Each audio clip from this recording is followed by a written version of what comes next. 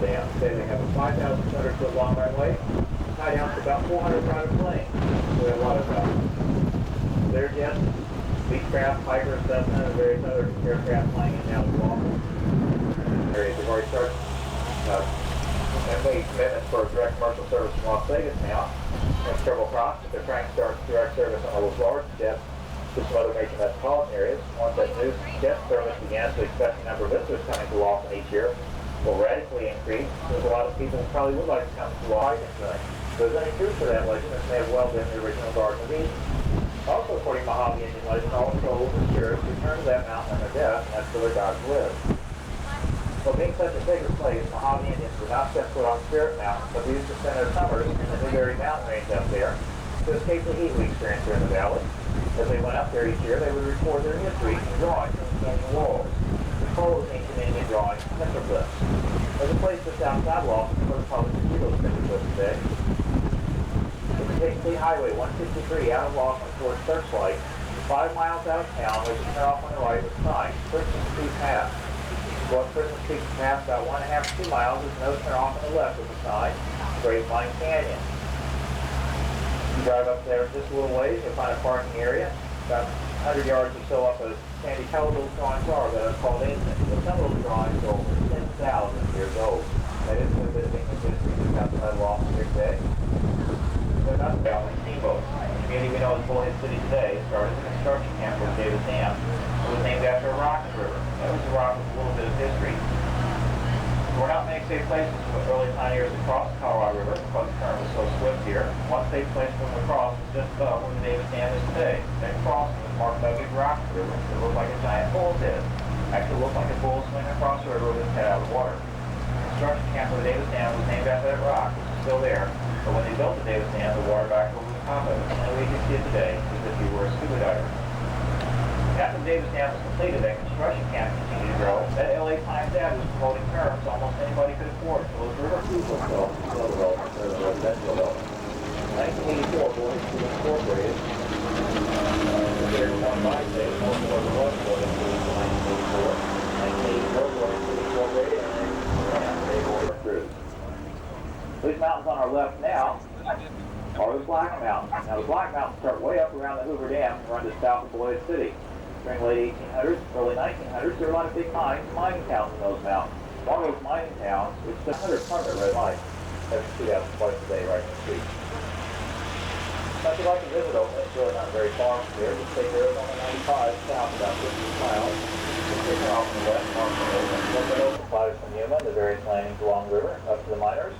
They would bring gold, silver ore back downstream, as Yuma was the only place that had a smelting operation, which could separate the ore and precious metals.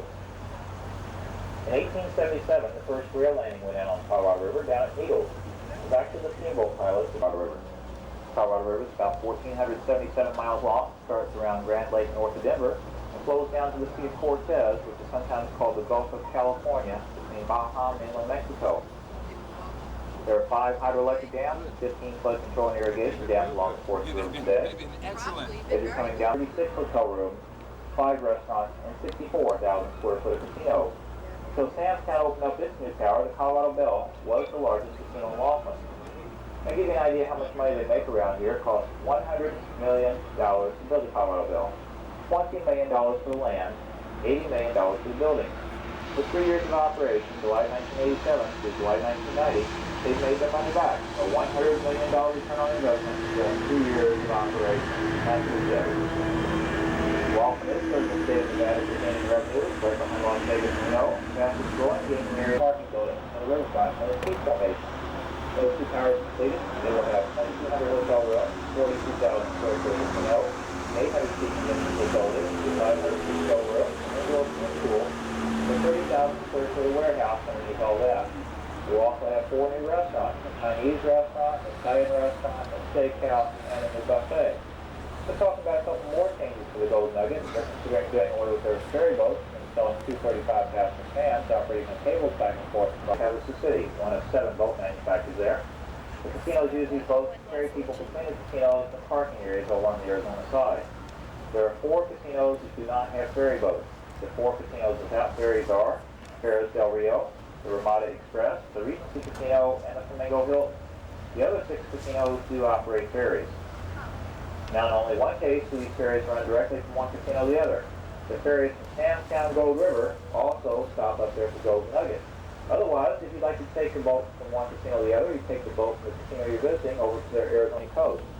As you might imagine, they use much more water from the lake during the summer and hot weather than they do during the winter months. Well, today they're only releasing 2 hydroelectric generating stations. I can tell because they have about 4 foot of water underneath the boat during the channel. Every generating station they operate adds about 2 foot to the average of the visitor. Everybody found out what junk bonds were, and they went bankrupt. They had to reorganize the financing phase back to development a little bit. They're supposed to restart construction sometime soon, but some people still have a little doubt about their financing. The next casino besides those supposed to start is the Sheraton Greenland, supposed to break ground this fall in the next cove down the river from Harrah's. The Sheraton will have both hotel and condominium type units, opening their first phase 12 to 18 months later on a Walt Disney Movie Land type theme. In fact, over the next 10 years, 25 new casinos are scheduled to open up between Harrah's and the California state line. Right now we have 10 casinos in operation. Over the next 10 years, 25 more are scheduled to open.